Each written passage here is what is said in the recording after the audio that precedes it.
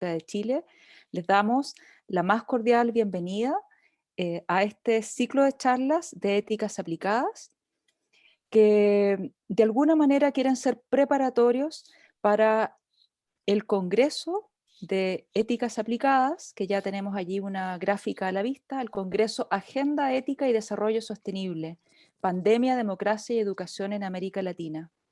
Hay una red para la formación ética y ciudadana que está organizando este congreso al cual desde ya están todos invitados, invitadas, y que coincide con el cuarto Congreso Latinoamericano de Éticas Aplicadas y el octavo Congreso de Enseñanza de la Ética. Entonces, más adelante pueden ustedes estar atentos al desarrollo, a la convocatoria de este congreso del 16 al 18 de noviembre, desarrollado vía Zoom. Y en este contexto se inscribe este ciclo de charlas de éticas aplicadas, en la cual tendremos hoy día una jornada muy interesante de un tema que nos convoca a todos, como ciudadanos, como académicos, como personas, como latinoamericanos. Para ello recibimos al profesor Eduardo Rueda, a quien tengo el gusto de ver nuevamente. Eduardo es doctor en filosofía de la Universidad del País Vasco, donde obtuvo su grado con honor, summa cum laude, y también la mención Doctor Europeus. Es miembro fundador y actual director ejecutivo de la Red de Formación Ética y Ciudadana Red Ética.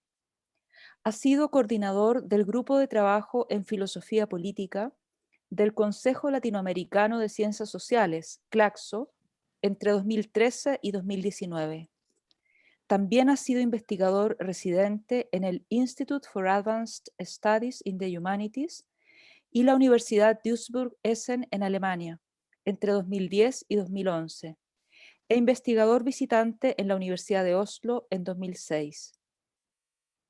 En 2015 recibió de Claxo el Premio de Investigación Guillermo Hoyos Vázquez por su trabajo titulado Cultura Política para forjar la paz en Colombia. En 2020 fue designado miembro del Comité Internacional de Bioética de la UNESCO París.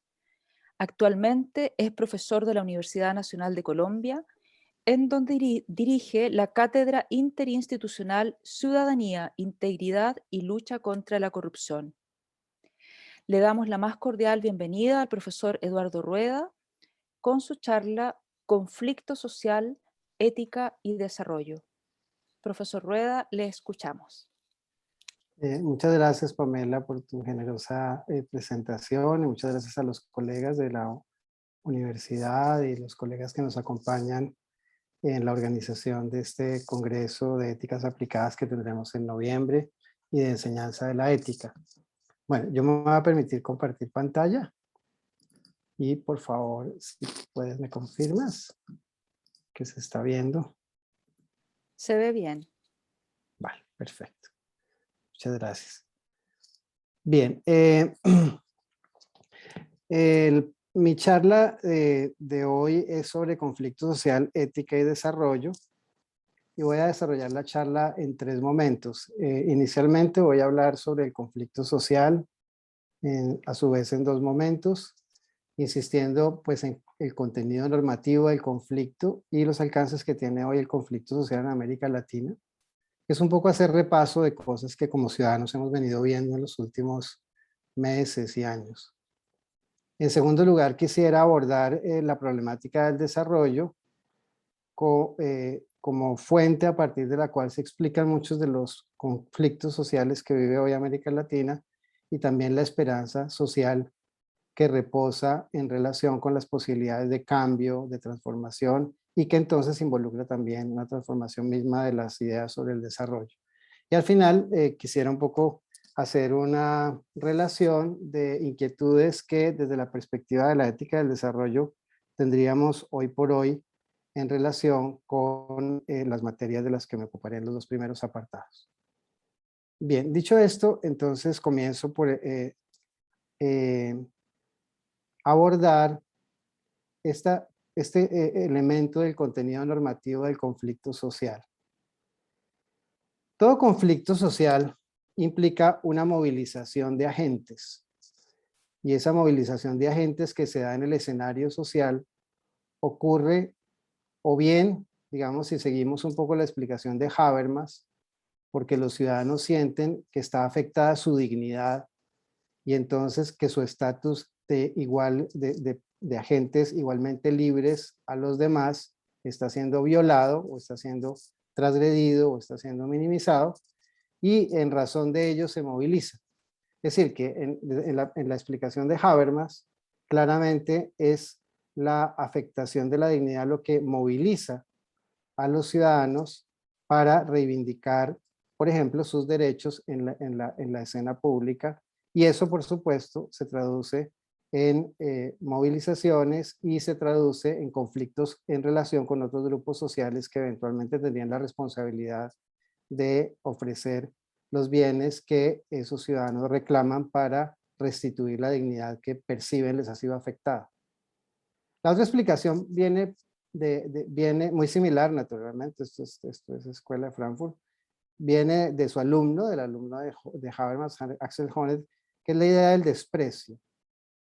Honneth, en su comentario crítico sobre Habermas, insiste mucho en esta concepción según la cual lo que hace que las personas finalmente reivindiquen en la escena social, en el escenario público, determinadas reclamaciones, es la experiencia del desprecio. La experiencia del desprecio implica entonces la sensación de verse afectado moralmente de una manera que es injusta, que es injustificada. En esta perspectiva de la no justificación de una acción en virtud de la cual los ciudadanos se sienten despreciados, ha trabajado muy fuertemente Rainer Forst, también discípulo de Habermas en los años recientes. Tal vez ustedes recuerdan, los colegas que nos acompañan, y si no, recomiendo su lectura, el texto de Justificación y Crítica, en el que en efecto Rainer Forst muestra cómo los ciudadanos finalmente se conciben, se entienden a sí mismos como sujetos de justificación y entonces se movilizan socialmente cuando perciben que determinadas medidas, acciones o determinaciones son injustificadas, no tienen justificación. Bien, entonces un poco lo que sucede en la escena social de América Latina hoy por hoy refleja estos elementos normativos. Ustedes pueden ver cómo en una diverso abanico de movilizaciones sociales a lo largo de la región, los grupos reivindican su dignidad. Esto es un asunto de dignidad. De hecho, el póster con el que circuló esta conferencia hace relación a esa hermosa frase de la movilización de Chile que insiste en que la dignidad tiene que permanecer hasta que la dignidad se vuelva costumbre. Entonces se movilizan desde la dignidad y se movilizan también porque sienten que las situaciones bajo las cuales se encuentran constituyen formas de humillación, como diría Rorty, o de desprecio, como diría Honneth, es decir, formas que entrañan una agresión moral que por su naturaleza es injusta, que por su naturaleza transgrede las reglas de la igualdad entre los ciudadanos y que, como explica Forst, no son justificables. Los ciudadanos también en las movilizaciones hemos visto claramente, en las de Brasil, en las de Chile, en las de Colombia, en las de Perú, en las de Bolivia, y ahorita hablaremos un poquito sobre eso, hemos visto que justamente expresan a lo largo de sus movilizaciones que las decisiones o determinaciones que se toman desde los poderes institucionalizados, muchos de ellos naturalmente informados desde intereses de las élites, no son justificables, no son justificables. Lo que detona, por ejemplo, en Colombia, hablo pues de una experiencia muy reciente que todos ustedes seguramente han visto a través de los medios de comunicación, la marcha en Colombia es la propuesta de una reforma tributaria que los ciudadanos percibieron como injustificada. Es decir, no es posible que en medio de la pandemia, en medio de que la gente se queda sin puestos, sin empleo, en medio de que la gente no tiene plata, además le exijan mayor tributación. Entonces, estos elementos están efectivamente mezclados y se abrazan entre sí desde el punto de vista conceptual y vivencial a lo largo de las marchas, a lo largo de las movilizaciones que hemos visto en toda la región. Movilizaciones que han hecho arder las calles, como ustedes ven, que le han hecho expresar a los ciudadanos la voz de auxilio, de por favor ayúdennos para evitar que sigamos siendo víctimas de la injusticia o del desprecio, como diría Hobbes. Y uno entonces puede ver a lo largo de todas estas movilizaciones estos elementos que, digamos, están en el centro de las agendas, ¿no? Los ciudadanos protestan por el modo en que, o entran claramente en agencias reivindicativas, por el modo en que se distribuye la carga fiscal en muchos lugares del continente. Caso de Colombia, también caso del Brasil, caso de Chile, etc.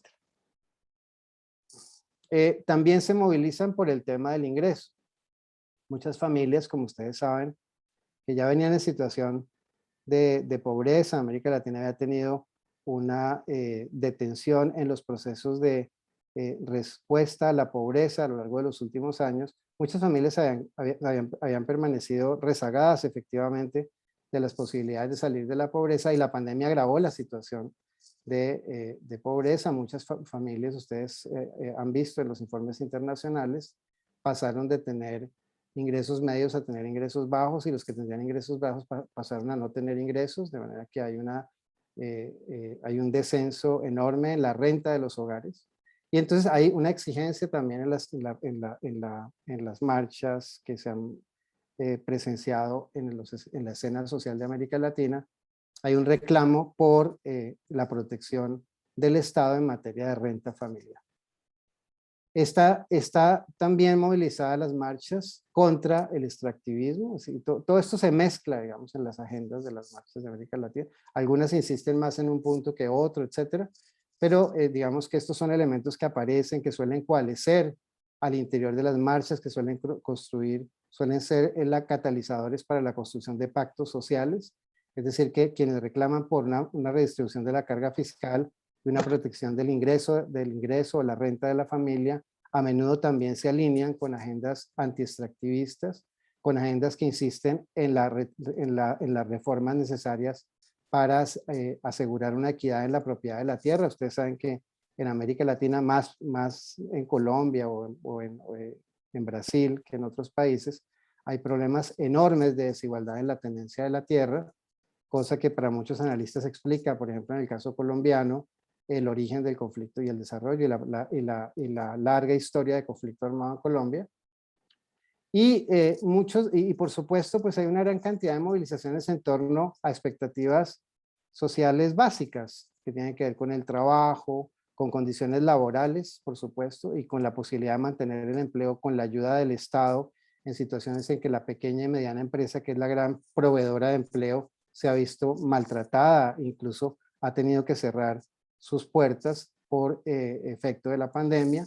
Reclamos que tienen que ver con la reforma de los sistemas de salud, reclamos que tienen que ver con las garantías para acceder a la educación media, a la educación superior. Increíblemente América Latina no ha salido totalmente del analfabetismo, por ejemplo, y los problemas de calidad educativa siguen siendo muy grandes. Las movilizaciones también ocurren por vivienda segura, porque hay cada vez más peligro en razón de diferentes situaciones, que las personas pierdan su vivienda, y movilizaciones relacionadas más desde sectores educados en relación con la ciencia y la cultura. Y también en las movilizaciones se ve este tema de las luchas por la representatividad democrática. También en las marchas, también en las expresiones ciudadanas en la calle, se observa que los grupos reivindican su derecho a participar de la democracia, es decir, a ser tratados como sujetos de justificación, como explicaba hace un momento, insiste Raina Fost, ¿no? Y estos incluyen a los indígenas, a los migrantes, a los jóvenes, a las víctimas, etc. Bien, entonces estos son los elementos, digamos, que le dan un carácter polícromo, si se me permite la expresión, a los procesos de movilización social que naturalmente enfrentan los poderes institucionales, enfrentan las estructuras de poder establecidas, enfrentan medidas políticas particulares, enfrentan los intereses de grupos, digamos, fuertemente asentados en ciertas dinámicas de poder y de uso a su favor de las instituciones del Estado. Bien, esta conflictividad que hemos visto todos en la región, no he dicho nada nuevo,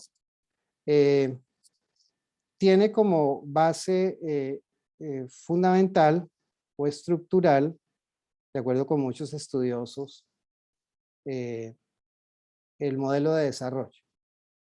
Es decir, que es por causa del modelo de desarrollo en el que nos hemos embarcado desde las independencias de las repúblicas latinoamericanas, que se puede explicar esta historia de, digamos, fallida en la garantía de derechos y entonces de experiencia social de desprecio, de experiencia social de arbitrariedad, de experiencia social de vivir en situaciones que no son coherentes con la dignidad de los ciudadanos. Y uno podría hacer un repaso que naturalmente es apenas panorámico sobre los modelos de desarrollo que en general hemos tenido en la región. Pues yo recomiendo aquí los trabajos de Calix, recientes de Heredero, trabajos ya más eh, clásicos, digamos, como el trabajo de Guillén, que es un trabajo muy importante. Ahí están los trabajos de la CEPAL, etcétera. Bueno, hay mucho que leer sobre esto. De hecho, tal vez mis primeras lecturas sobre esto las hice de la mano de autores chilenos en los años 90, como los profesores Manfred Max Neff o Antonio Elizalde. Y básicamente, pues, en la literatura coinciden un poco en esta relación histórica y esta periodización de los modelos de desarrollo. Primero, a las independencias sigue un modelo primario exportador, que básicamente, como su nombre lo dice, se basa en la exportación de materias primas, es decir, en la extracción intensiva de materias primas sin ningún valor agregado, que se entonces exportan a los países, a los países en ese momento llamados un poco geopolíticamente los países centrales, dueños de unas industrias robustas, capaces entonces de agregar valor a esas materias que provenían de la periferia. Ese modelo primario exportador, además, digamos, de ser extractivista y claramente no amigable con el medio ambiente, no logra en todo caso resolver los problemas estructurales de desigualdad, de pobreza, de falta de cobertura de derechos básicos de los ciudadanos, y en principio, digamos, más bien da combustible a la formación de unas élites con amplios poderes territoriales, con una articulación institucional muy fuerte en lo local, que incluso se da también con la iglesia, que permite, digamos, mantener a raya las reacciones populares y en general, digamos que es el espacio en el que la economía campesina se ve sometida a situaciones de despojo progresivo y de empobrecimiento crónico. A ese modelo primario exportador y frente a los problemas que parecía poderse resolver, frente a los problemas que dejaba, el modelo industrializador aparece entonces hacia mediados del siglo XX, poco más, hasta los años 70. Un modelo que tuvo, digamos, mejor desarrollo en algunos países de América Latina como Argentina, un poco como Brasil, un poco como Chile, por supuesto. Mucho menos, aunque algo en Colombia, en el Perú, menos en países como Bolivia, ciertos países de Centroamérica o Paraguay. Y es el modelo fundamentalmente de una burguesía naciente que quiere tomar en sus manos la posibilidad de mantener la producción nacional para abastecer los mercados internos y de esa manera lograr resolver el tema de un modelo que se concentraba fundamentalmente en la exportación de materias primas. Ese modelo, que además de tampoco ser amigable con el ambiente y no corregir las desigualdades, sino de agravarlas, eh, tiene dificultades para estabilizarse desde el punto de vista económico también porque en ese contexto las transnacionales o las grandes corporaciones con mucho mayor poder de capital y mucha mayor capacidad tecnológica, pues logran finalmente colonizar los espacios industriales incipientes de la región y digamos que América Latina nunca logra desarrollar, digamos, por supuesto hay excepciones a esta regla, una industria lo suficientemente robusta para competir y para generar innovaciones potentes cuando se le compara pues con los espacios de producción industrial del llamado entonces en este marco primer mundo, en este marco conceptual y geopolítico. Y hay un modelo pues que es el modelo que hemos tenido en los últimos 30 años, es el modelo neoliberal, 30 años sobre todo a partir de los años 90, sobre todo para la región, aunque estuvo presente también en el caso chileno mucho antes seguramente, y en el caso de Venezuela también, que es un modelo en el que, pues, como todos sabemos, se liberalizan, se regulan los mercados, se promueve la privatización de los servicios públicos, de los bienes públicos, se incentiva la inversión extranjera como base para el desarrollo del empleo y del trabajo estable y entonces de la renta familiar y de la renta individual y con eso también del consumo. Estas economías se hacen entonces fuertemente dependientes del consumo. Perdón. Y de nuevo se insiste otra vez en las exportaciones con un efecto de reprimarización que ha sido bastante muy bien estudiado en el contexto de las economías extractivas. Ustedes ven pues que nosotros sacamos en América Latina todo tipo de metales y petróleo, etcétera, y eso es pues sin valor agregado, eso se exporta tal cual, ¿no? El modelo neoliberal que permitió la financiarización de las economías, incentivó esa financiarización que ha sido pues, digamos, eh, altamente problemática para la sustracción de recursos sociales. Ha habido pues procesos de precarización laboral, desigualdad y desprotección social a lo largo de toda esa historia del modelo neoliberal que se agravó en los últimos tiempos y que encontró, digamos, su acme, su pico en el marco de la pandemia en el que efectivamente se vieron pues las consecuencias más graves de esa situación, se puso en evidencia, se profundizó, pues efectivamente estos temas de precarización, de desprotección social, la incapacidad del Estado para responder frente a demandas ciudadanas múltiples por la privatización de una gran cantidad de bienes de servicios sociales y de servicios públicos y los problemas, digamos, de flujo financiero relacionados con la salida de capitales, etcétera, en el marco de la crisis económica producida por la pandemia. Bueno, esto es, por supuesto, un resumen muy burdo de lo que podrían ser las etapas de los modelos de desarrollo en América Latina, que de todas maneras dejan unos efectos, todos ellos, que se expresan en los ámbitos socioeconómico, socioambiental y político subjetivo. Entonces quisiera un poco hacer una breve exploración de cuáles son los efectos que en concreto han traído estos modelos de desarrollo para, de manera por supuesto panorámica, para la región, haciendo esa relación en el orden en el que aparece en la diapositiva, es decir, haciendo primero un registro de los efectos en el ámbito socioeconómico, luego en el ámbito socioambiental y luego en el ámbito político subjetivo. En el ámbito socioeconómico, y particularmente me refiero a los efectos que ha tenido entre nosotros el modelo neoliberal, es claro que ha dejado tras de sí una creciente desigualdad, una enorme concentración de la riqueza y un problema de pobreza que no se resolvió.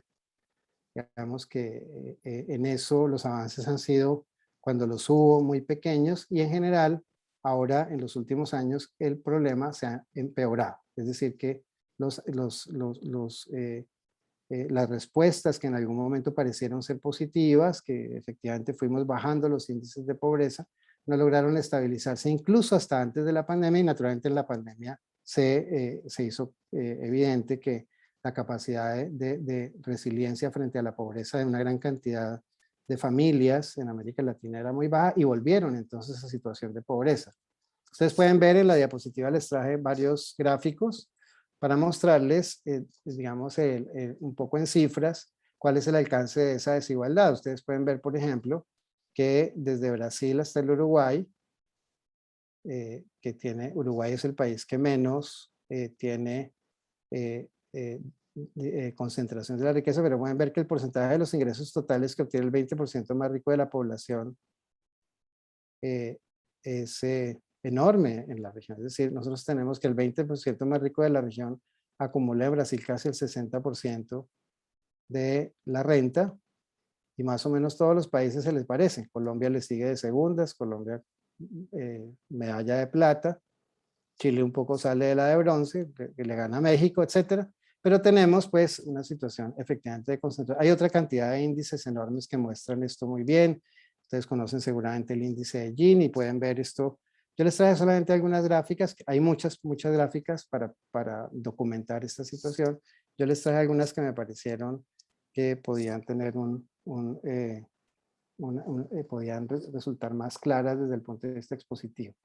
Ahora, miren esta gráfica, por ejemplo, del Banco de Crédito Suizo, el porcentaje de adultos que tienen más del casi el 44% del ingreso global es menor del 2% en el mundo. O sea, el 2% o el 1 punto algo por ciento de los adultos concentran en sus manos el 40 y pico por ciento de los 44% de los ingresos. Si uno va al otro lado de la gráfica puede ver efectivamente lo contrario, como más de la mitad de los adultos del mundo apenas tienen menos del 5%, probablemente del 3% del ingreso global. Entonces se ve claramente pues esta desigualdad en la y esta concentración de la riqueza muy grande. Y además de la desigualdad, pues se ve cómo efectivamente esa desigualdad impacta en el ingreso familiar, impacta en las posibilidades de que en distintos aspectos de las necesidades sociales se logren satisfacciones aceptables.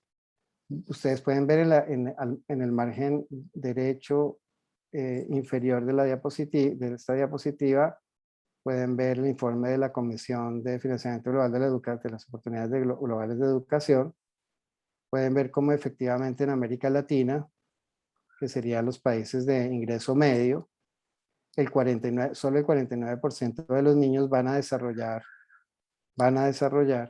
de acuerdo con las condiciones de acceso a la educación y a calidad educativa, habilidades y aprendizajes significativos, mientras muchos de esos niños apenas se van a quedar en la primaria o ni siquiera, como los que están en moradito, lograrán tener el 21%, imagínense, de nuestros niños no lograrán tener aprendizajes básicos, ni siquiera de un nivel de primaria. Esa situación desigual tiene estos reflejos sociales como el de desnutrición. Ustedes pueden ver aquí también en esta gráfica, no sé si la vean muy pequeña en sus pantallas, pero yo se las cuento, como efectivamente en América Latina estábamos en el año 2015 en un 4.9% de desnutrición, y hoy en día estamos en el 2018 en el 5.5%. La estadística de 2021 no la sé, está por salir, pero en muchos informes de la FAO, esta es fuente de la FAO, se confirma el empeoramiento de estas cifras a lo largo de la región. Ustedes pueden ver también en el Caribe se han mantenido sin variación en el 18%, sobre el 18%. De manera que el problema de desnutrición es un grave problema que nosotros tenemos. Nosotros vamos a tener a lo largo del Congreso una mesa dedicada tanto a los temas de educación como a los temas de hambre, y vamos a ver si en realidad existe la posibilidad de eliminar el hambre como debería ser, de acuerdo con los ODS, el propósito que logremos materializar en la región antes del 2030. Ahora, miren esto de la atención médica. Ustedes pueden ver también cómo, por ejemplo, en América del Norte, la barra azul oscura, azul clara, perdón, el porcentaje de médicos por 10.000 habitantes, 10.000 habitantes es mucho mayor, y la cantidad de personal hospitalario también es mucho mayor en comparación con la que tenemos. Estas son solamente algunas cifras que les traigo para mostrar que en todos los terrenos tenemos una gran cantidad de problemas. Voy a ir a otros terrenos ahorita. Naturalmente no puedo ser exhaustivo aquí, sino mostrar solamente algunas cifras, pero lo que quiero dejar como conclusión de esta primera diapositiva es que efectivamente con la implementación del modelo neoliberal no logramos resolver los problemas de pobreza, la desigualdad aumentó, la desigualdad, la pobreza empeoró además en el marco de una situación en la que el propio modelo deja en manos de los agentes la solución del problema de sus ingresos, y el desmantelamiento del Estado conduce a la pérdida de las redes de protección social a partir de las cuales podría ser evitable muchos de estos problemas. La exclusión social que efectivamente se da en los marcos de la salud, en relación con la educación, con la vivienda, con la cultura, no se logra resolver. Ustedes ya ven el problema, y no pude aquí hablar mostrarles cifras de violencia, pero pues claramente la región padece de la mano también de muchos de estos problemas sociales y educativos, un alto índice de violencia. Ahora, en el ámbito socioambiental encontramos también una serie de efectos que resultan muy problemáticos, unos efectos del modelo, de este modelo. Este modelo también por parte de algunos autores ha sido reconocido con el nombre de modelo desarrollista. Seguramente ustedes han escuchado en la literatura este tipo de expresión. Bien, entonces vemos cómo efectivamente hay una serie de problemas. Yo les traje aquí en la parte superior derecha de la diapositiva hay una imagen tomada del Atlas de Justicia Ambiental que les recomiendo mirar, está en internet, y los puntitos que ven de distintos colores, naranja, cafés, negros, azules, disculpa, perdón, y los puntitos que ven en la pantalla son puntitos que corresponden a lugares donde hay distintos tipos de conflicto ambiental. Conflictos sociales, conflictos de grupos campesinos, de grupos indígenas, de grupos de pequeños agricultores, de grupos de maestros, de grupos de derechos humanos, etcétera, en relación con determinadas actividades económicas que se surten en esos espacios. Como ustedes pueden ver, el problema es de una enorme envergadura. Aquí naturalmente se muestra el mapa muy grande, pero son cientos los problemas que atraviesan la región en esta materia. Hay conflictos, entonces, en razón a las actividades de minería, las actividades de extracción petrolera, las actividades relacionadas con el uso del agua, las actividades relacionadas con la agroindustria, las actividades relacionadas con la instalación de hidroeléctricas o de plantas termoeléctricas, etc.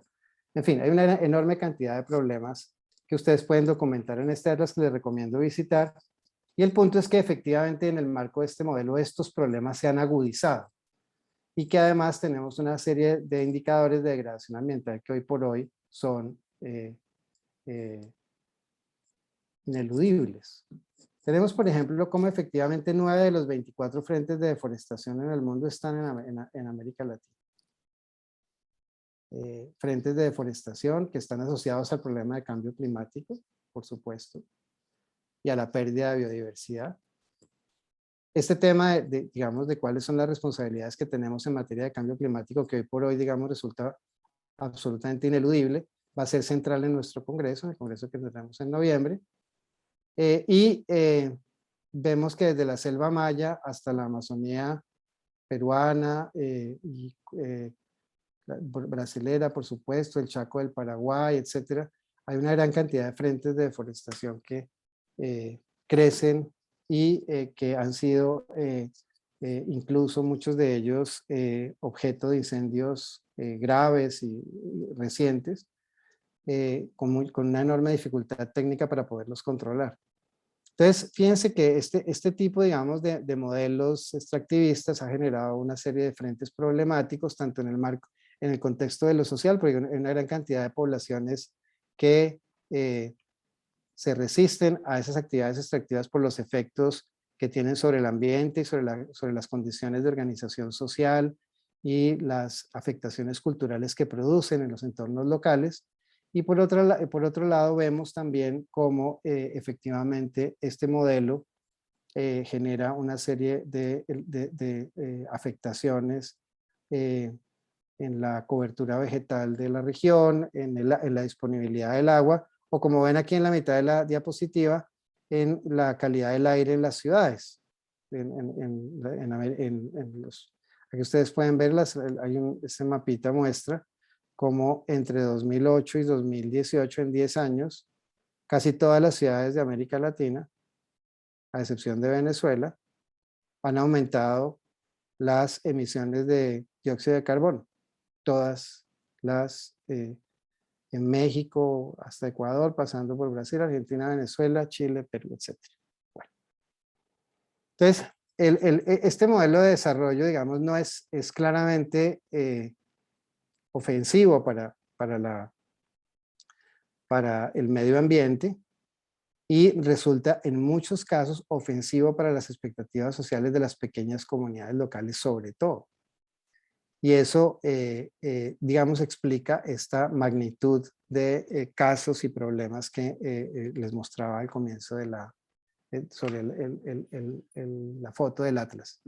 Aquí ustedes pueden ver, por ejemplo, que ni siquiera los problemas de saneamiento básico rural se han resuelto en América Latina. Entre otras cosas porque tenemos afectaciones muy grandes a las fuentes hídricas superficiales, ya con algunas de las actividades mineras, incluso aguas profundas, pero pueden ver que solo Chile, y ustedes me dirán si esta estadística es cierta, esto es de OPS y de la UNICEF, solo Chile y la Guyana han logrado garantizar agua, digamos, agua potable en los espacios rurales del país. De resto, estamos con una deuda social enorme en las zonas rurales de nuestros países. Y no obstante, estamos haciendo extractivismo con la amenaza pues, que eso comporta. Ahora, las afectaciones al medio ambiente son también relevantes desde el punto de vista de la salud.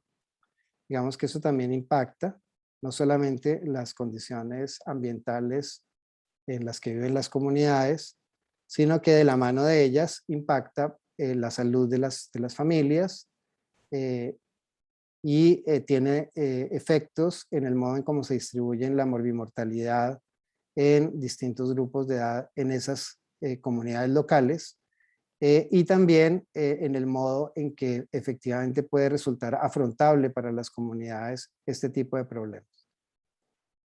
Entonces, esto sería un segundo ámbito en el que podemos rastrear los efectos de un modelo que tiene muchos problemas.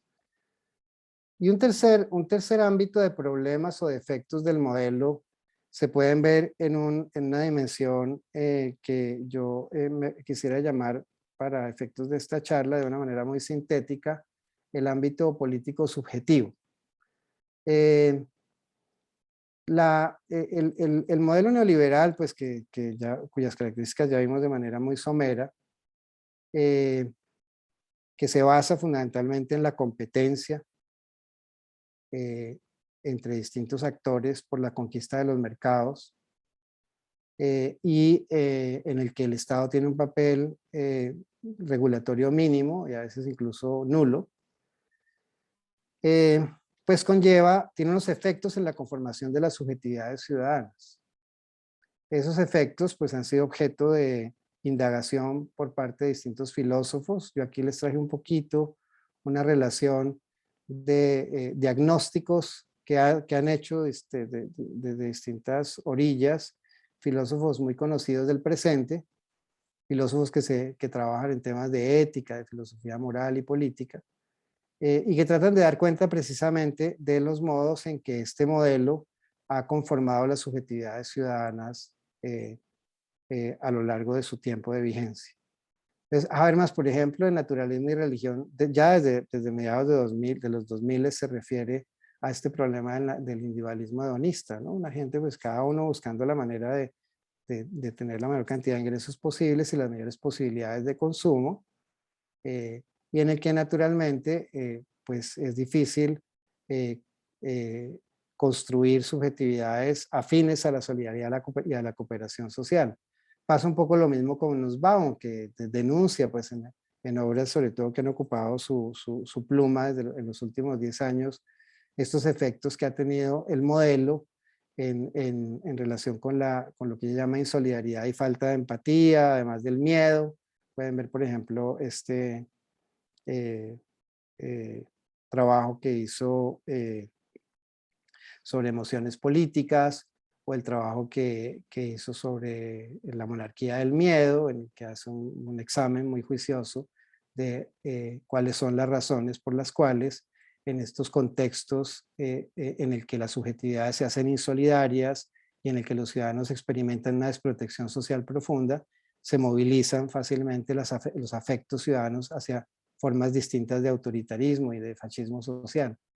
Byung-Chul Han ha expresado esto en términos de autoexplotación y de cansancio. Se conocen estas obras suyas. No sé si hayan tenido la posibilidad de revisar los trabajos recientes de Byung-Chul Han. Son más conocidos de la Sociedad del Cansancio, en el que él efectivamente hace diagnóstico de la situación de los ciudadanos en este tipo de conformaciones sociales, y las describe, digamos, como subjetividades orientadas hacia la autoexplotación y hacia un cansancio excesivo, precisamente en el afán de la rentabilidad, del éxito personal, del posicionamiento en las carreras y todas estas cosas, ¿no? Bauman, por su parte, nos ha hablado ya largamente desde comienzos de tal vez de este siglo, de cómo efectivamente este modelo va generando una anomia moral. La gente se desmarca de cualquier tipo de obligación moral en relación con la solidaridad o con la justicia hacia los demás, y hay una fragmentación competitiva de los agentes sociales que buscan cuáles son las mejores maneras de individualmente ganar frente al otro. Lo mismo pasa con la descripción de Honneth. Honneth insiste mucho en cómo en ese contexto un problema o una patología, como él quiere decir, un poco recogiendo la vieja retórica de la teoría crítica de los años 40, como describe como una patología que las ciudadanías no reaccionan frente a los problemas que pasan, una cierta reactividad que él ya había venido viendo y que felizmente vemos cambiar en los últimos años, probablemente por la profundización de los problemas sociales que ya estudiamos hace un momento, cuya panorámica ya revisamos hace un momento. Hay un empobrecimiento democrático, naturalmente, porque las personas están solamente preocupadas de sí mismas, entonces hay una muy baja, muy bajo cultivo de capacidades de escrutinio crítico y de deliberación en la ciudadanía. Hay un empobrecimiento democrático, se pierden además las energías para participar en planes de reforma, en planes de cambio social, porque las personas están en el espacio social tratando de buscar cada una por sí misma de qué manera resolver sus problemas personales y familiares. Hay una mayor vulnerabilidad a la captura del Estado. El Estado se hace más frágil en el marco de economías globales en las que pierde capacidad de administración y capacidad de maniobra. El Estado se hace muy fuertemente vulnerable a los lobbies corporativos, a doblar un poco las normas en el afán de favorecer intereses de los que en gran parte depende. Bueno, ustedes vieron aquí además cómo eso incluso puede derivar en situaciones de corrupción gravísima, como lo que se vive en América Latina con el caso de Brecht. Pero digamos que evidentemente ese es un efecto que tiene también que ver con el modo en que se van reconfigurando las subjetividades políticas en los ciudadanos y también en el sistema político institucionalizado.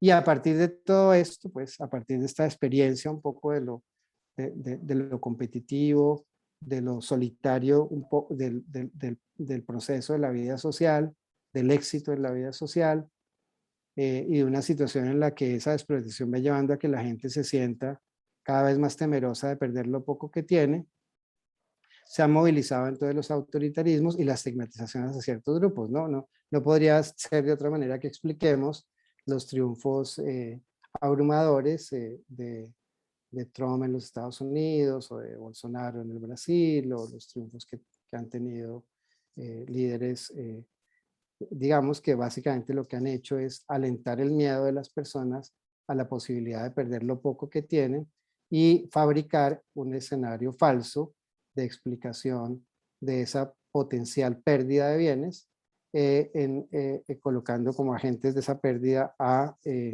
migrantes, en el caso, por ejemplo, de los Estados Unidos es muy claro, a indígenas, por ejemplo, en el caso del Brasil, en el caso del Brasil de Bolsonaro hay claramente una, y así, entonces, diferentes mecanismos a través de los cuales se estigmatizan determinadas poblaciones y se les hace lucir como los agentes potenciales de una pérdida de los pocos bienes que tienen las personas, en razón de lo cual votan a favor de agendas conservadoras. Entonces, ese es un poco, digamos, el efecto político subjetivo que ha traído el neoliberalismo y que desde luego preocupa mucho porque bajo esas circunstancias resulta muy difícil robustecer, potenciar, garantizar la solidaridad social necesaria para superar muchos de los problemas que vimos anteriormente. Muchos de estos problemas, los problemas en el ámbito socioambiental y los problemas en el ámbito socioeconómico, requieren, por supuesto, que exista voluntad pública, voluntad ciudadana, para poder acatar o acoger mecanismos de solidaridad social, mecanismos de apoyo entre grupos sociales, mecanismos de limitación legítima de los intereses de determinados grupos sociales, etcétera. Y digamos que un poco en el contexto de estas subjetividades resulta muy difícil hoy poder mover eso. Estos autores que les cuento aquí naturalmente han provisto sus propios remedios, pero sobre eso podríamos hablar más adelante. Quisiera a partir de esto, entonces, compartir con ustedes lo que podría ser una agenda de cuestionamientos que se hacen desde la ética a toda esta situación. Es decir, uno se pregunta, bueno, nuestro congreso que viene ahora, y al cual los estamos invitando con mucho entusiasmo, en el que el eje de escrutinio de estos problemas es la ética. ¿Cuáles son las preguntas que presenta? ¿De qué manera propone un escrutinio de estos problemas la ética? ¿Qué preguntas se hacen? Y un poco quisiera dejar ahí, porque naturalmente esto no puede ser, estas preguntas no las puedo tratar esta tarde de manera debida, pero sí quisiera con ellas llamar la atención sobre muchas cuestiones que vamos a tocar en el Congreso que nos invita en el mes de noviembre. Entonces, lo primero es naturalmente preguntarse si cuáles deberían ser hoy los fines del desarrollo. Sí, hasta ahora un poco hemos pensado que los fines del desarrollo es crecer y distribuir la riqueza entre la gente para que la gente tenga capacidad de consumo y para que a partir del ingreso de la renta familiar derivada del empleo, etcétera, si es que lo logran, bajo una situación de entramados de protección social muy débiles, logren resolver sus problemas particulares, sus necesidades particulares. Bajo las circunstancias actuales, bajo los efectos a los que nos hemos visto expuestos a lo largo de esta historia del modelo neoliberal, deberíamos replantarnos los fines del desarrollo y cuáles serían esos fines, entonces, y a partir de qué fundamentos éticos. Es decir, a partir de qué consideraciones sobre lo justo y sobre lo bueno tendríamos nosotros que informar una relación de fines distinta. Eso, por supuesto, es un asunto que vamos a considerar en algunas de las mesas que trabajaremos a lo largo del Congreso. Por otra parte, muchos teóricos se preguntan si deberíamos seguir hablando de desarrollo, ya que el desarrollo ha sido un poco más bien la fuente a partir de la cual se explican muchas de las, vamos a aceptarlo con Honneth, muchas patologías sociales y hoy en día patologías ambientales. Entonces no deberíamos más bien girar hacia una retórica distinta. Algunos proponen retomar la idea de progreso, que es una idea difícil en todo caso hoy en día de admitir tan fácilmente. Como todos sabemos, los escenarios de riesgo que plantean las sociedades modernas, procesos de modernización intensiva, ha hecho desconfiar, como Ulrich Beck lo diagnosticaba desde el año 85 en su libro La sociedad del riesgo, de la idea de progreso. Deberíamos hablar entonces mejor de liberación. Un poco esta es la retórica de Dussel y sus seguidores. Liberación, a ética. Hay un texto pues, que tuvo su momento muy importante en la deliberación sobre la aceptabilidad moral de los procesos de desarrollo en América Latina, que se tituló La ética de la liberación, un libro de Enrique Dussel, y que de todas maneras cuenta con una importante acogida en el marco de los estudios postcoloniales, etcétera, que también le han dado acogida a esta expresión de posdesarrollo, que es acuñada más bien desde Arturo Escobar y Eduardo Gudinas. Entonces, digamos un poco cómo ver esto, ¿no? Cómo ver estos temas conceptuales, de qué hablar ahora, porque sería, a juicio de ciertas perspectivas críticas, importante también reconfigurar la agenda desde el punto de vista conceptual de una manera muy profunda y en razón de ello entonces hablar de otra manera. ¿Cómo deberíamos? Esto es una cosa central, ¿no? Central para las marchas, claramente central para la protesta social que se vive hoy en el mundo y naturalmente en América Latina. La cuestión de la distribución, cómo deberíamos distribuir hoy las cargas y beneficios del desarrollo, ¿no? ¿Cuáles serían sus fundamentos éticos y sus alcances prácticos? Es decir, cuáles son los criterios a partir de los cuales vamos a considerar justa una determinada distribución de cargas y de beneficios del desarrollo. Están desde las posiciones libertaristas que insisten en que las personas no tengan ningún deber de solidaridad de los otros, porque finalmente no es responsabilidad de ellos resolverle el problema a nadie. En el marco de sociedades liberales, de sociedades donde se garantiza la libertad, no está claro para ellos por qué a la gente se le exige algún tipo de cuota de solidaridad. Hasta posiciones, por supuesto, mucho más solidaristas, como las que pueden derivarse de ciertas lecturas de la concepción de la justicia como equidad de John Rawls, lecturas como por ejemplo la de Van Parijs, que tiene que ver con el aseguramiento de una renta básica. Y bueno, y entre todo eso se mueven distintas propuestas y la cuestión fundamental es eso, ¿cómo vamos a hacer la distribución? ¿Cuál sería, por ejemplo, los términos de una política fiscal justa en América Latina? El trabajo de Luis Jorge Garay, un economista del MIT que trabaja en Colombia y ha hecho varios trabajos en relación con el panorama regional de distribución de la riqueza, ha mostrado cómo en la región existen grupos que él describe como ricos, súper ricos y súper ricos. Y en sus estudios muestra que los súper ricos, que son naturalmente un porcentaje mínimo de la población, no pagan impuestos en general, tienen muchos mecanismos de compensación. Bueno, ese tipo de cosas podrían resultar aceptables en el marco de una reconfiguración de los procesos, llamemos todavía de desarrollo en el mundo y en América Latina. ¿Cómo debería encauzarse la política social en diversas áreas de un modo que pueda considerarse equitativo y justo? Esa sería una pregunta central. Naturalmente hablamos aquí de cómo reencauzar y en esto pues hay una cantidad de propuestas a lo largo y ancho de la región sobre protección económica.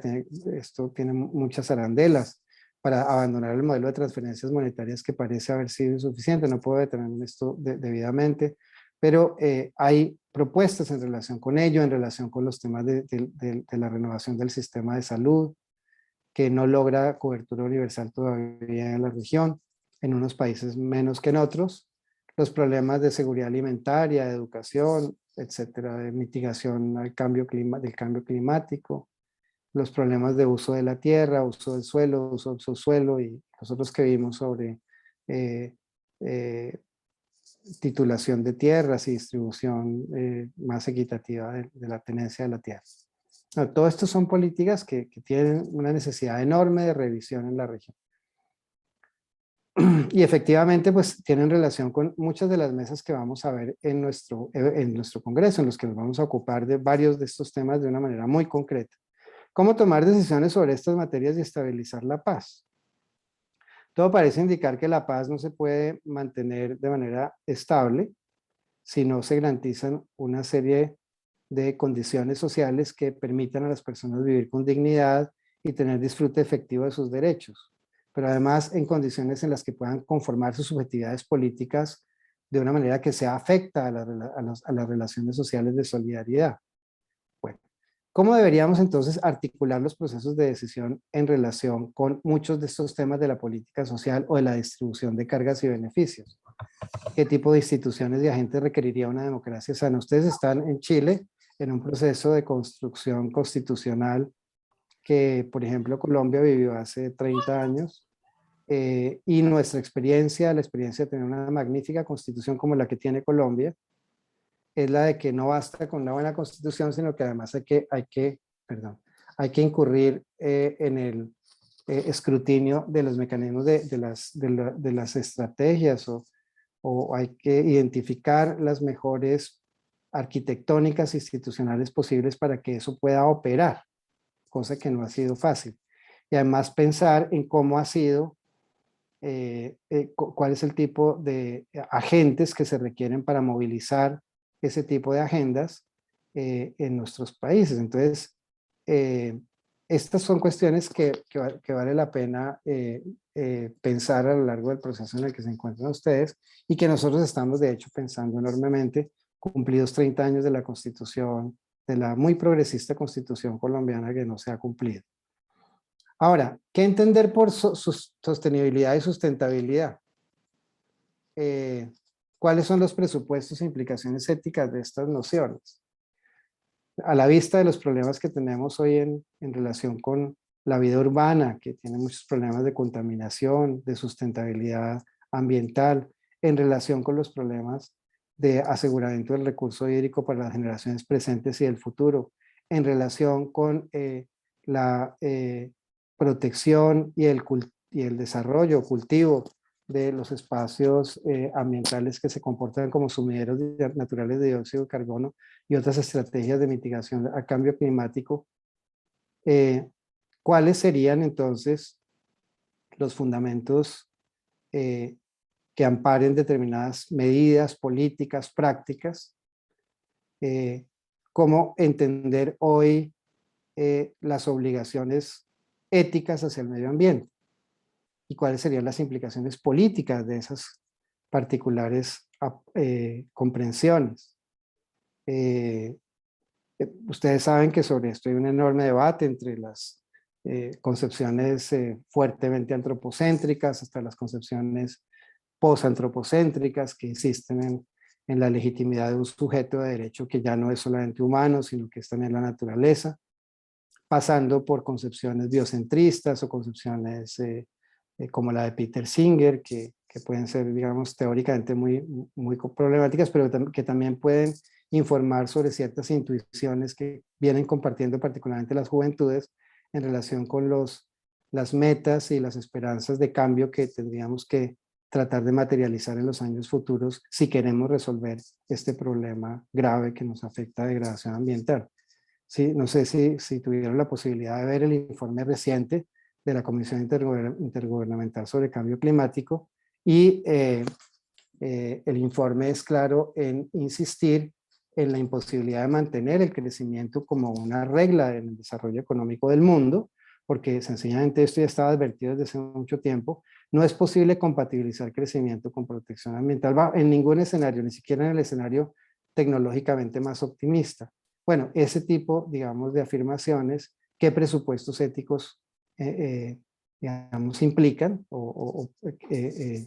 bajo qué presupuestos éticos se encarnan en ese tipo de declaraciones un poco, y cuáles serían sus implicaciones práctico-políticas. Son cosas que vamos a tener la oportunidad de mirar en nuestro Congreso, en algunas de las mesas que tendremos sobre este tema. La de ciudades sostenibles, por ejemplo, es una de ellas. ¿Qué importancia ética revisten en este escenario los ODS? Que es un poco el tema que nos ha convocado de manera más explícita en nuestro Congreso de noviembre. Los Objetivos de Desarrollo Sostenible, ¿no? ¿Cuáles serían sus alcances en el marco de todos estos desafíos? ¿Cuáles son las barreras que existen hoy en América Latina para alcanzar esos, para poderlos materializar? ¿Cuáles son los límites de lo que plantean los propios ODS? Deberíamos ampliarlos, profundizarlos, cambiarlos. Bueno, esas son cosas que vamos a tratar de mirar, al menos sobre 10 ODS a lo largo de nuestro Congreso. Y finalmente, en relación con mi exposición, hay muchas más preguntas que por supuesto podríamos hacer. Quise aquí traer las que me lucieron más relevantes para lo que hoy nos convoca a dialogar. ¿Cómo se conectan o cómo no se conectan los ODS con nociones normativas como las de redistribución, que parece estar a la base de muchos de los reclamos de las movilizaciones sociales recientes son de algunos años para acá en América Latina, o de las nociones de reconocimiento que están claramente eh, eh, expresadas en las reivindicaciones que hacen, por ejemplo, no solamente las minorías indígenas o los que no son minorías en muchos países, ciertamente como el caso del Perú o Bolivia, sino también el reconocimiento a la memoria histórica que han querido reivindicar muchos grupos de jóvenes recientemente en todo el mundo, para que se reescriba la historia, para que se tengan en cuenta cuáles han sido los aportes que históricamente han hecho las minorías silenciadas e invisibilizadas, y cómo además hacer posible que efectivamente como tales estos grupos sociales diferenciados participen en la toma de decisiones, tengan un lugar en los espacios políticos, tengan un lugar en la construcción de la política educativa y cultural. ¿Cómo empatan los ODS con democracia deliberativa? ¿Cómo empatan con estas ideas de desarrollo humano que tuvieron su momento tal vez de tratamiento filosófico más intensivo a mediados de los años 90, de la mano de Amartya Sen y Martha Nussbaum, que convocaron un volumen enorme en el que muchos teóricos escribieron al respecto, etcétera, y que ha seguido siendo de todas maneras una bandera importante en ciertos grupos para tratar de frenar las consecuencias nocivas de un desarrollo competitivo, individualista, favorecedor de la concentración de la riqueza, indolente frente a la desigualdad, y también cómo conecta todo esto con nociones mucho más novedosas, nociones emergentes, que son muy interesantes de mirar, como las del buen vivir, que también tienen una enorme polisemia, es decir, por buen vivir hay muchas cosas de las que se habla en la región, pero cuya raigambre ancestral vale la pena recoger en todo caso al momento de mirar sobre todo las relaciones con los territorios. Bien, eso sería un poco entonces lo que desde la perspectiva ética estaríamos interesados en examinar al considerar los conflictos sociales que se presentan hoy en América Latina y que tienen en su base la historia de procesos de desarrollo fallidos en su intención de lograr igualdad efectiva, satisfacción efectiva de los derechos y democratización plena de las sociedades. Y termino con esto. Bueno, muchas gracias. Muchas gracias, Eduardo, por la interesante presentación, reflexión que nos has expresado sobre el tema del conflicto social, con estos importantes conceptos que nos has hecho pensar de dignidad, de desprecio, de no justificación. También pensar en los aspectos comunes, ¿verdad? Los alcances comunes para la región de estas problemáticas. El sentido crítico también para el modelo de desarrollo en que nosotros estamos viviendo desde hace varias décadas, y también esta propuesta de preguntas sobre el tema del desarrollo, que nos interpelan y que nos nos hacen nacer seguramente muchas preguntas y una gran ganas de estar allí en el Congreso para reflexionar sobre ello. Junto con agradecer al profesor Eduardo Rueda, vamos a dar algunas palabras ya a que nos puedan ir levantando la mano o hacer las preguntas en el chat para interactuar con el profesor. Lo primero que veía en el chat en un momento de la presentación, Noemí preguntaba por qué no aparecía en algunas de las gráficas Venezuela en los datos. Me pareció que cuando hablaba de los efectos socioeconómicos apareció esa pregunta. ¿Mm? No Sí, sé si Noemi, quieres... hay muchos datos sobre Venezuela, pues desafortunadamente en una diapositiva no podía tener desafortunadamente el espacio suficiente para incluirlo todo. Recuerdo que en todo caso se muestra en una de las diapositivas que les compartí, en una de las gráficas, que Venezuela es el único país de América Latina que no ha aumentado emisiones de gases de efecto invernadero en los últimos 10 años, lo cual es un dato que de todas maneras tendríamos que seguir y mirar con cuidado. Es más interesante aún sabiendo que Venezuela es una economía que depende enormemente de la exportación de petróleo. Es decir, que la contribución puede ser más bien indirecta. Pero sí, yo te sugiero mirar informes de CEPAL, informes recientes de FAO, informes recientes de la Comisión Interamericana para el Desarrollo, informes. Sí, hay varias cosas donde puedes ver también datos de Venezuela y de otros países que omití, por supuesto, por razones de espacio. Y Muchas muchos gracias. temas, ¿no? Que no miré, pues temas de igualdad, de equidad de género, temas digamos, de manera mejor discriminada los impactos en morbimortalidad en en nuestros países, en distintos grupos sociales, los problemas de obesidad. Bueno, sí, hay una cantidad enorme de datos. Yo traje solamente algunos para ilustrar, digamos, el punto que quería argumentar.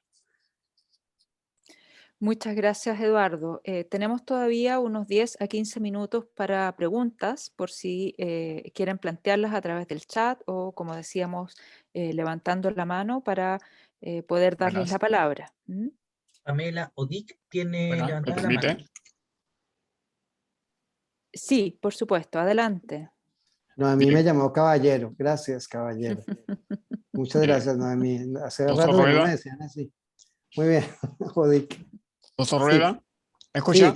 te escucho, Dick, sí, por Bien, favor. doctor, felicitaciones. Es interesante lo que nos ha planteado. Y frente a eso, me quería hacerle una pregunta a raíz de su exposición, puesto que lo que hoy estamos observando en el mundo y en todas las regiones es que no hay una coherencia práctica de las sociedades modernas, ni tampoco lo ha habido en la época medieval, si se quiere, y en la época contemporánea, sobre la manera de actuar que tiene el hombre como sociedad, como cultura, puesto que lo que hemos observado en todos estos años, en todo lo que va desde la época moderna, es que el hombre ha ido en contra del desarrollo de la naturaleza como un despliegue de potencialidades que se puede entender, pero sin embargo el ser humano ha ido en contra de ella, ¿no? Al construir de manera inapropiada ciudades que a lo mejor lo que hacen es contaminar el medio ambiente, alterar la armonía que había primigeniamente en la naturaleza, ya sea entre las plantas o de los animales, e incluso con la naturaleza cósmica misma. En ese sentido, lo que nos plantea que es necesario replantear sobre qué fundamentos se puede entender un desarrollo en la sociedad, que sea sostenible. Eso es incoherente, me parece, en esas alturas, porque hoy lo que tiende la sociedad es hacia una homogenización, hacia una globalización incluso de los egoísmos o de esos principios que emanan de una instrumentalización de la condición humana. Me parece eso es muy criticable y en ese sentido me gustaría su opinión y si es posible si hay alguna alternativa que se pueda abrir como posibilidad para una sociedad como la que estamos viviendo hoy, que a lo más que nos está llevando es incluso al suicidio, porque imagínense, han tratado de crear un virus, o se les ha escapado un virus, o han permitido que aparezca un virus en la sociedad, y este virus está devastando a los seres humanos. Y es que ha escapado del control humano. Entonces me parece que lo plantea usted, que sobre qué fundamentos está actuando la ciencia médica, las sociedades, es pertinente, y en ese sentido cabe cuestionarse. Y por eso es que le pregunto si hay otra alternativa que pueda señalarse, que pueda tener una opción esta sociedad instrumentalizada y homogeneizante. Gracias. No, tío, dijo, en tu pregunta un poco está la respuesta, como suele pasar. Efectivamente necesitamos pensar en alternativas. Digamos que seguir por donde vamos no es viable, ni socialmente, como quise exponer en la conferencia, ni ambientalmente, ni tampoco es viable seguir por ese camino si queremos proteger la forma de convivencia democrática.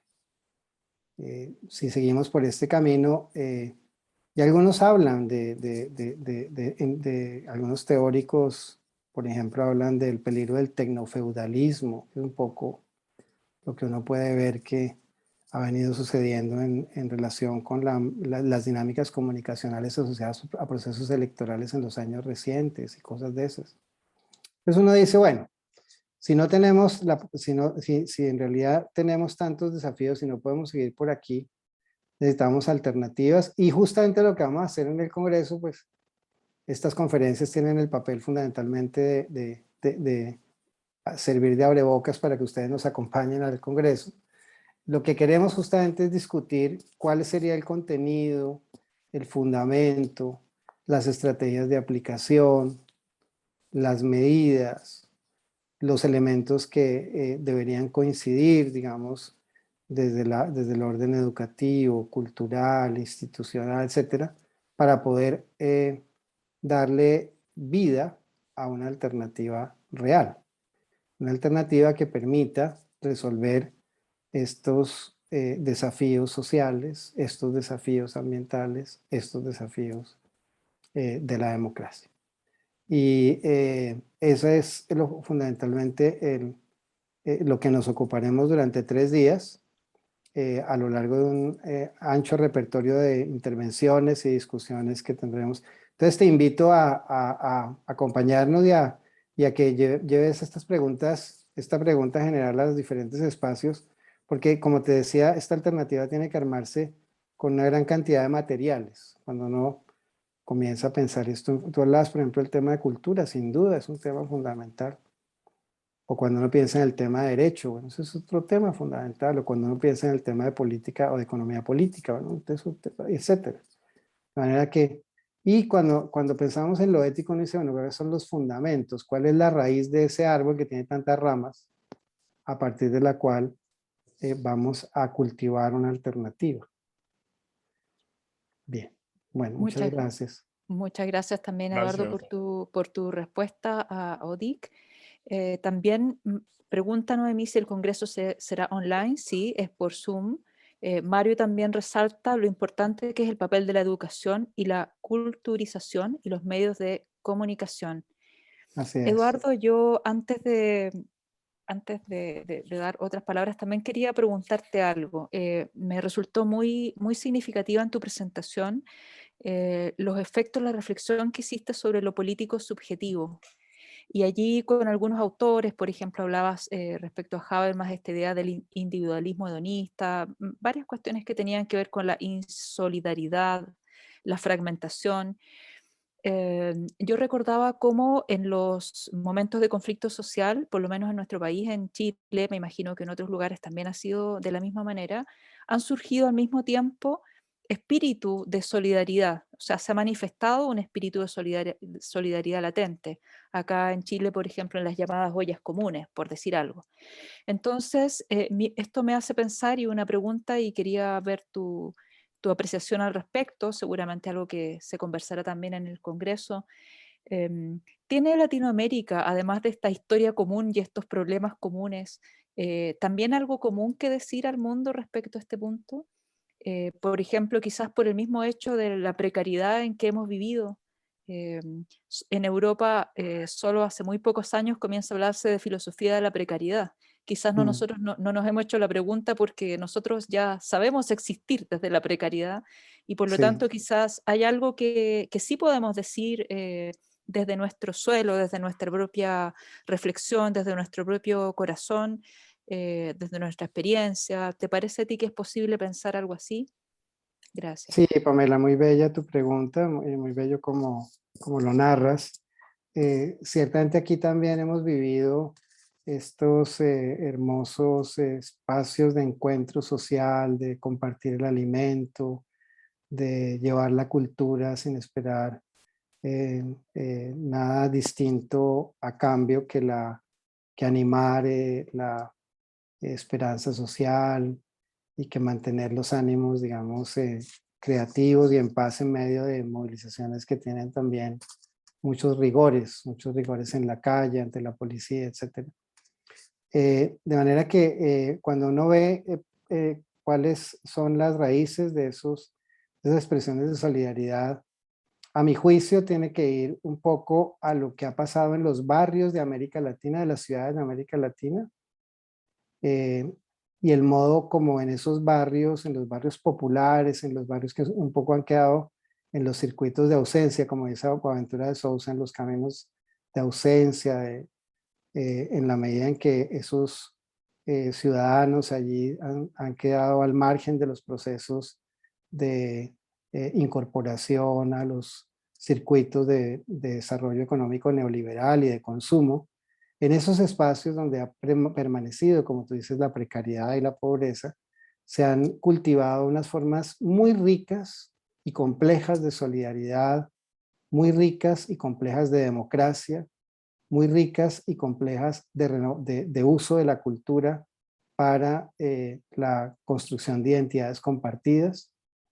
Y eso que ha pasado, que uno puede ver en Santiago, que uno puede ver en Bogotá, que uno puede ver en Lima, que uno puede ver en México, etcétera, es de hecho la sustancia a partir de la cual también se está informando una praxis distinta de libertad. Es decir, ya las utopías de estos jóvenes no marchan en la dirección ni del consumismo neoliberal, ni tampoco de las reivindicaciones del proletariado trabajador, digamos que fueron un poco las aspiraciones de las reivindicaciones sociales a lo largo de la historia, digamos, de luchas sociales en América Latina, sino que en este caso los jóvenes están buscando cómo articular en sus propios procesos de barrio, en sus propias comunidades, distintos elementos que hagan posible el buen vivir comunitario, que es un asunto que tiene muchas aristas, que hay que mirarlo, digamos, con detenimiento. Ahorita no, pues no podría hacerlo, pero que efectivamente está todo él atravesado por una experiencia de vida compartida, por una experiencia de lazos comunes, por una experiencia de solidaridad, digamos, implícita a estos procesos de producción identitaria y de producción social en los barrios. Pero lo que está pasando en los barrios populares es algo muy importante, y esos barrios se han acercado y han recogido algunos elementos del acervo ancestral. Los jóvenes están cerca de las comunidades indígenas porque también han repensado los barrios en clave territorial. Los barrios de Buenos Aires, los barrios de San Pablo, los barrios se piensan ya no únicamente como lugares donde tienen una la casa, etcétera, sino también como territorios que están integrados a ambientes concretos. Y uno puede ver en algunas de nuestras ciudades en América Latina, por ejemplo, el desarrollo de redes de barrios que tienen una agenda ambiental propia. Aquí en Bogotá se le llama la red de ecobarrios, un nombre similar tienen en México. Y en esos espacios, digamos, urbanos, crece también una afección profunda por el territorio, una resignificación que además se hace en clave ancestral, es decir, en la que se retoman acervos culturales aparentemente, digamos, no urbanos, que no corresponderían en principio a subjetividades ciudadanas construidas o conformadas en el ámbito de lo urbano, y que sin embargo comienzan a encontrar en eso huellas de una identidad común y de una identidad que los une también con espacios más amplios que ya no pasan únicamente por la nación, sino que pasan por una forma de vida planetaria distinta. Entonces, un poco uno puede ver aquí también en esas praxis utópicas de los jóvenes en las barriadas, tanto un reforzamiento de lo local, de la experiencia de solidaridad y de profundización democrática en lo local, como una aspiración, digamos, planetaria, en la que de cierta manera se desinfla, ¿no? Se desinfla o se hace menos relevante, a menos de que pase por ahí lo nacional. Lo nacional. Entonces, que en cambio, pues digamos, tuvo su momento muy importante en la conformación de la modernidad industrial, pues como todos saben, de la modernidad política. Tal vez recuerdes el trabajo de Benedict Anderson sobre la comunidad imaginada a propósito de los mitos de fundación de la nación. Eso, digamos, tiene hoy una resignificación en los espacios pequeños de los barrios. Entonces es muy interesante lo que uno puede ver, por ejemplo, en relación con cómo reocupan el territorio, cómo lo redenominan, y eso es objeto de una investigación sociológica que tiene, a mi juicio, una enorme riqueza y que tenemos que seguir siguiendo, mirando, pues. No sé, sí, disculpa que me extendí un poco, pero me pareció muy bella tu pregunta y quise comentarla pues de esta manera. Muchas gracias, Eduardo. Vamos a estar atentos entonces a eso que crece, que surge también de estos, como nombrabas, circuitos de ausencia. También allí Vilma nos decía, en los momentos más precarios es cuando el ser humano concientiza la importancia de la solidaridad, lastimosamente cuando llegan los momentos de crisis que no quiero que suene como un cliché, pero de alguna manera también muestra cosas positivas. Por ejemplo, este mismo expresarse el sentido de dignidad, el sentido de lo que no está justificado y del desprecio es también una buena noticia en el fondo, que eso pueda expresarse, que eso pueda conceptualizarse y que pueda de alguna manera estar vivo ese sentido. Bien, yo Sí. quisiera Eduardo, no sé si quisieras concluir con algunas palabras. No, Pamela, quería pues agradecerte a ti y a los colegas la generosidad de escucharme, de invitarme y de comentarme tan inteligente y sensiblemente. Muchas gracias a los colegas que nos acompañan. Reiterarles a todos nuestra invitación para que nos acompañen en el congreso que tendremos en noviembre, donde tendremos la posibilidad de discutir esto de manera más amplia y de manera también más acotada en el marco de problemas específicos, etcétera. Entonces, les reitero la invitación y cerrar tal vez con esta frase que me encantó de Gandhi, con la que cerré mi presentación, y es que el mundo alcanza para todas las necesidades humanas, pero no va a alcanzar para toda la codicia. Y esto pues es un poco una voz profunda y es históricamente potente, que nos hace ver el papel que tiene la ética en la construcción de futuro. Muchísimas gracias, Eduardo, por tus palabras. También gracias a todos los que nos han acompañado, los que nos también han compartido reflexiones, preguntas a través del chat. Gracias, Adriana, allí por su invitación a estar en contacto con el Instituto de Estudios Superiores de Investigación y Posgrado de Venezuela. Gracias también a Rodolfo desde la 8ª región que nos saludaba también allí en el chat. A todos los amigos, amigas, al equipo de comunicaciones del Instituto de Filosofía y al profesor Mauricio Correa por su organización y constante trabajo en el tema de las éticas aplicadas en nuestra universidad y en Chile y en Latinoamérica.